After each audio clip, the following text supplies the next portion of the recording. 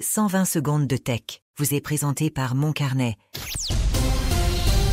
C'est l'édition du vendredi 29 novembre. Au Canada d'abord, le Bureau de la concurrence engage des poursuites contre Google pour comportement anticoncurrentiel dans la publicité en ligne. Après une enquête approfondie, le bureau accuse le géant américain d'abuser de sa position dominante pour contraindre les entreprises à utiliser ses outils publicitaires, empêchant ainsi une concurrence équitable et faussant le marché.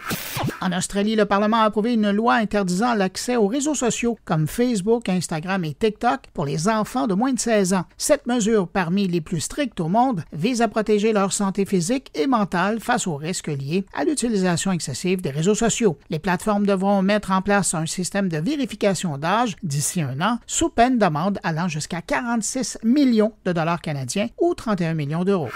Aux États-Unis, la FTC ouvre une enquête antitrust approfondie sur Microsoft pour examiner ses pratiques commerciales dans divers secteurs, notamment celui de l'intelligence artificielle, l'info nuagique et les jeux vidéo. Cela étant dit, l'arrivée d'une nouvelle administration à la Maison-Blanche pourrait annuler cette enquête.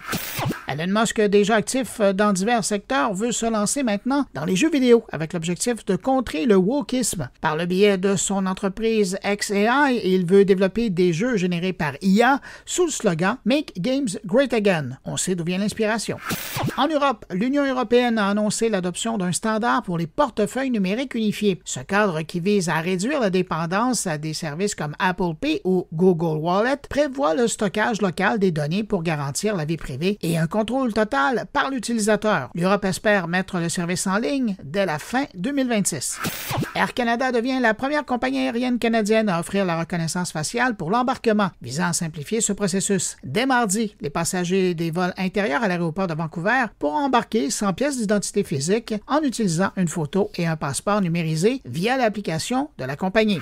Et puis en terminant, Mistral AI lance Mistral Ship, un programme destiné aux startups offrant 30 000 crédits pour utiliser ses modèles d'IA et un accompagnement personnalisé. L'initiative ouverte aux jeunes entreprises jusqu'au 5 janvier vise à attirer 10 startups prometteuses pour une collaboration de 6 mois. À lundi. Pour suivre l'actualité numérique en profondeur, abonnez-vous à Mon Carnet. Articles, entrevues, discussions et réflexions sur le monde numérique vous y attendent. moncarnet.com